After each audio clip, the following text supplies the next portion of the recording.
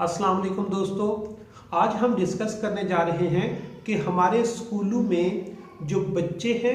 या शोबा तालीम से वाबस्ता अरबाब इख्तियार हैं जो हमारी जनरल कम्युनिटी है, क्या उनकी तरजीहात में जो छुट्टियां हैं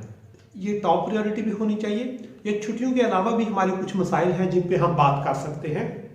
तो मैं पिछले कोई एक हफ्ते से सोशल मीडिया पर इलेक्ट्रॉनिक और प्रिंट मीडिया की भी अगर हम बात कर लें या इवन ट्विटर पे जो टॉप ट्रेंड जा रहा था वो शफकत महमूद एंड एनसीओसी और बच्चों की छुट्टियों के बारे में डिस्कशन चल रही थी। तो मैंने सोचा इस पे कुछ मेरे अपने जहन में कुछ सवालात थे, कुछ चीज़ें थी, मैंने कहा आप दोस्तों के साथ शेयर कर दूं कि पाकिस्तान जैसे डेवलपिंग कंट्री में तकरीबन 52 मिलियन बच्चे हैं जो स्कूल गोइंग एज में हैं, जिनकी एज स्कूल जाने वाली है, लेकिन अनलकीली उसमें से 25 मिलियन ऐसे बच्चे हैं जो स्कूल नहीं जा पाते। दूसरे नंबर पर पाकिस्तान दुनिया के दूसरे नंबर पर आता है जहां पे सबसे ज़्यादा बच्चे आउट ऑफ स्कूल हैं, क्योंकि 25 मिलियन बच्चे जब आउट ऑफ स्कूल होते हैं तो ये एक छोटा इशू नहीं होता, ये एक बर्निंग इशू होता है, लेकिन हमने इसको कभी डिस्कस नहीं किया। दूसरे नंबर पर जब भी कोई मामला आता है कोविड का हो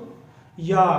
और कोई पॉलिटिकल इशू हो या कोई रिलीजियस एक्टिविटी हो, तो हम सबसे पहले अपने स्कूल्स को बंद करने की को तरजीह में शामिल करते हैं और हमारे जो स्टूडेंट हैं, हमारे जो इस एजुकेशन से वाबस्ता लोग हैं या इसमें अरबाब इख्तियार जो हैं, उनकी टॉप प्रायोरिटी भी यही होती है कि कितनी छुट्टियां हमने लॉन्च करनी है और उनको कैसे मैनेज करना है।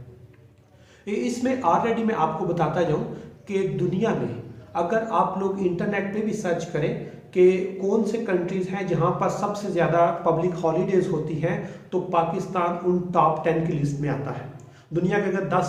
सबसे ज़्यादा छुट्टियां करने वाले कंट्रीज़ की लिस्ट निकालें तो पाकिस्तान उस लिस्ट में सरे फहरिस्त होता है। और अगर उसी लिस्ट में वो कंट्रीज़ देखें जहां पर सबसे कम छुट्टियां होती हैं, तो उसमें दुनिया के डेवलप कंट्री लाइक सबसे कम छुट्टियां पब्लिक हॉलीडेज नॉर्वे में होती हैं। देन आपके पास फ्रांस, जर्मन एंड फिनलैंड, इसके अलावा अमेरिका, इंग्लैंड, और ये कंट्री जो है इनमें एनुअली कम से कम छुट्टियां होती हैं और ज़्यादा से ज़्यादा लोग अपने काम को तरजीह में शामिल करते हैं। यहाँ पर मैं आपको एक रिपोर्ट का हवाला दूंगा जो SDPI इस्लामाबाद और अलफ इलान NGO ने लॉन्च की, और उस रिपोर्ट का टाइटल था कि ranking of district schools in 2017। और उस रिपोर्ट में जो डेटा दिया, जो उस रिपोर्ट की फाइंडिंग्स हैं, वो कोई बहुत अच्छी नहीं है। उस रिपोर्ट के मुताबिक पाकिस्तान में अभी भी 33% गवर्नमेंट के स्कूल ऐसे हैं जिनकी बाउंड्री वाल्स ही नहीं है,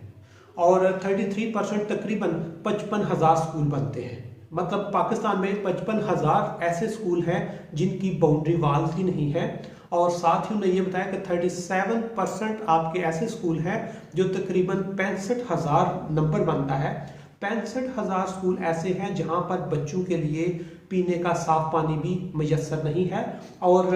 अगर उसको देखें कि कितने स्कूलों को बिजली मैसर है और कितनों को नहीं, तो तकरीबन 47% स्कूल्स अभी भी ऐसे हैं पाकिस्तान में जिनके पास बिजली भी मैसर नहीं है। और अगर टॉयलेट फैसिलिटीज़ देखें तो वो तकरीबन 49% स्कूल्स बनते हैं जिनके पास टॉयलेट फैसिलिटी भी अवेलेबल नहीं है। और अगर ये इन चारों को जमा कर दिया जाए तो तकरीबन ऑन एवरेज पाकिस्तान में 47-48% ऐसे स्कूल्स हैं जिनके पास किसी एक चीज़ की कमी ज़रूर है, या उनकी बाउंड्री वाल नहीं है, या उनके पास बिजली नहीं है, या उनके पास पीने का साफ पानी मैसर नहीं है, या उनके पास टॉयलेट की फैसिलिटी नहीं है, जो आंखें खोलने के लिए काफ़ी है कि हमारी एजुकेशन कितनी प्रायोरिटी में शामिल है। इसके अलावा पाकिस्तान में अभी भी 25,000 स्कूल ऐसे हैं जो सिंगल रूम पे मुश्तमिल हैं, यानी 25,000 स्कूल में सिर्फ एक क्लासरूम है जिसके साथ वो पूरा स्कूल वो रन किया जा रहा है। और इसके अलावा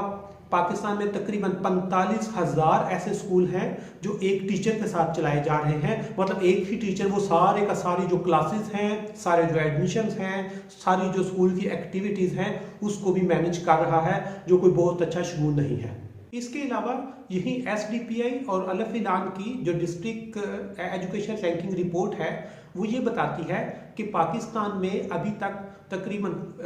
दूसरी क्लास के 44% बच्चे ऐसे हैं जो उर्दू की स्टोरी नहीं पढ़ सकते और 47% बच्चे ऐसे हैं जो इंग्लिश का एक सेंटेंस नहीं पढ़ सकते अपनी दूसरी क्लास में और इसके अलावा तकरीबन 50% बच्चे ऐसे हैं जो तकसीम का एक सादा सा सवाल भी हल नहीं कर सकते। ये इस रिपोर्ट ने पब्लिकली भी लिखा है, पब्लिकली इसको उन्होंने शेयर भी किया हुआ है और ये तकरीबन हर गवर्नमेंट के अदारे में एक अथेंटिक सोर्स ऑफ इंफॉर्मेशन के तौर पे ये रिपोर्ट इस्तेमाल भी हो रही है। इसलिए इस सिचुएशन में हमें हमारे बच्चों को, हमारे अरबाब अख्तियार को, मेरा ख्याल है छुट्टियां अपनी प्रायोरिटी में शामिल नहीं करनी चाहिए कि हमें कितनी छुट्टियां होनी चाहिए, हमने छुट्टियों को कैसे मैनेज करना है, छुट्टियां कम देनी है, छुट्टियां ज़्यादा देनी है, ये हमारा इशू नहीं है। हमारा इशू ये है कि हमने अपने स्कूल गोइंग बच्चों को फैसिलिटीज़ कैसे प्रोवाइड करनी है, उनको कैसा एक अच्छा इन्वायरमेंट प्रोवाइड करना है कि वो अपनी फैसिलिटीज़ को इस्तेमाल करके अपने आप को मुल्क का एक कारमंद शहरी बना सके। इसके अलावा हमें इस चीज़ पे फोकस करना चाहिए कि कोविड के बाद न्यू नॉर्मल की तरफ हमने कैसे जाना है। कोविड के बाद नई जॉब्स का स्ट्रक्चर चेंज हो रहा है, बिजनेस का स्टाइल चेंज हो रहा है, लोगों की प्रायोरिटीज चेंज हो रही है और इन चीज़ों को आई थिंक हमें सिलेबस में शामिल करना चाहिए ताकि हम जो नई जनरेशन को इस तरह तैयार करें कि वो नए चैलेंजेस जो हैं उनको फेस करने के लिए अपने आप को एम्पावर करें।